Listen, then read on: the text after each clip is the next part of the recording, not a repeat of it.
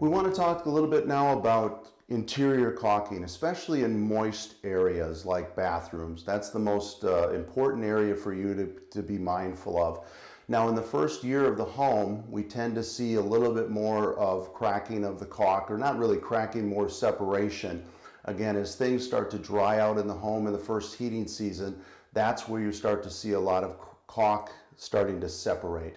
It's very important that you keep an eye on that in moist areas. Of course, if it's in your painted millwork, that's something that is more cosmetic. It's not going to create a problem if you don't caulk it right away. But in shower, bathing areas, those are areas, kitchens, that you want to make sure that you're mindful of and take a look and inspect it on a regular basis.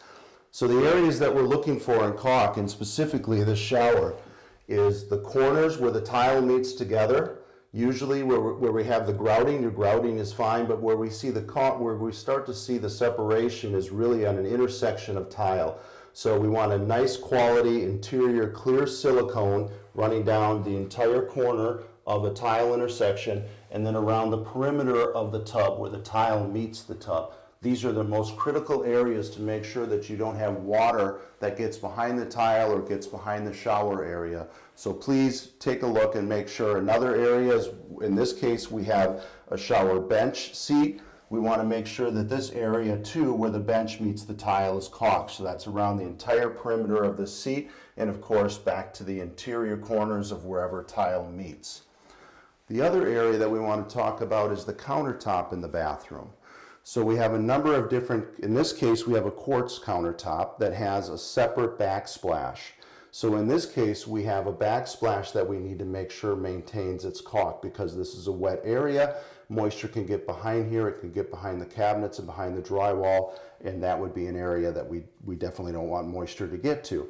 Another area to make sure is caulked is the top of the backsplash. So again, any area that we have moisture or water that can get behind a countertop, get into the drywall, we want to make sure that you keep a close eye on those and make sure that those are caulked. So if you don't have a caulk gun, you can get one at your local hardware store or any of the big box stores. They also do produce caulk in a tube, which is sometimes easier for people to use. I like the caulk gun because it gives me a better control of the bead of the caulk, but whatever works better for you, just please make sure that you keep an eye on all of these moist areas in your home, and any separation that you see, or any in the future caulk that starts to crack or deteriorate, that you make sure that you cut out that caulk. Always cut out the caulk, whether it's separating or whether it's cracked, and replace it with a new bead. Clean the surface nice and clean, and then replace it with a new bead of caulk.